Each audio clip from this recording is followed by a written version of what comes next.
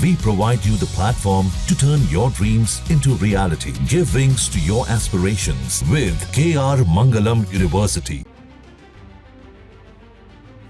गैर मुस्लिम युवतियों को प्रेम जाल में फंसाकर उनका धर्मांतरण कराने वाले जलालुद्दीन उर्फ छांगुर बाबा को लेकर एक बड़ा खुलासा सामने आया है। जांच में पता चला है कि छांगुर बाबा के सिर्फ नेपाल और आईएसआई से ही नहीं बल्कि यूपी की सियासत से भी गहरे संबंध थे। ये वही छांगुर बाबा है जिसके तार अब माफिया और पूर्व सांसद अतीक अहमद से जुड़ गए हैं। अब सवाल ये उठता है कि आखिर छांगुर बाबा और अतीक के बीच लिंक क्या है?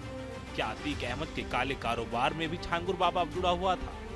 बताया जा रहा है कि जब साल 2014 के लोकसभा चुनाव में अतीक अहमद ने समाजवादी पार्टी के टिकट पर श्रावस्ती सीट से चुनाव लड़ा था, इसी दौरान छांगुर बाबा की उससे नजदीकियां बढ़ी और चुनाव प्रचार के वक्त छांगुर बाबा अतीक अहमद के साथ खुली जीप में बैठकर मुस्लिम बाहुल्य इलाकों में प्रचार करता था।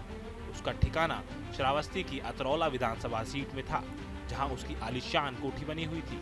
यहीं से वह चुनावी गतिविधियों में सक्रिय हुआ।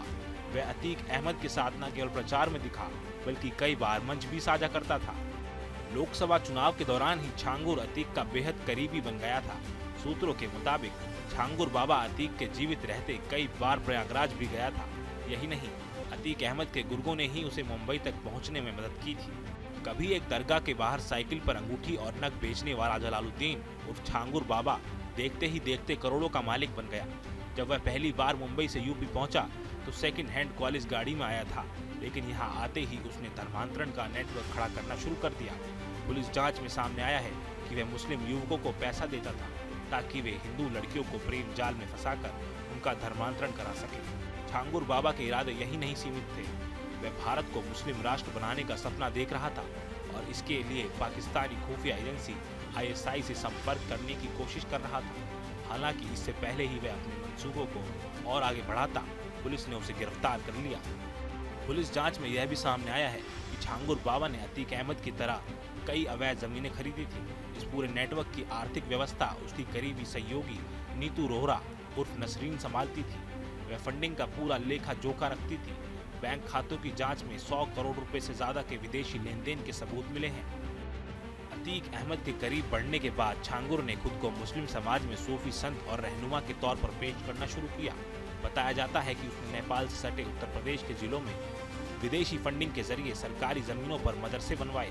इन मदरसों के जरिए जनसंख्या संतुलन बिगाड़ने की भी कोशिश की गई। एटीएस इन मदरसों की फंडिंग और इनसे जुड़े खातों की जांच कर रही है। छांगुर बाबा के धर्मांतरण नेटवर्क पर पुलिस लगातार नकेल कस रही है और इस केस में रोज नए खुलासे हो रहे हैं। आगे इस केस में जो भी अपडेट होगा हम आप तक पहुंचाते रहेंगे। Bureau report, news nation.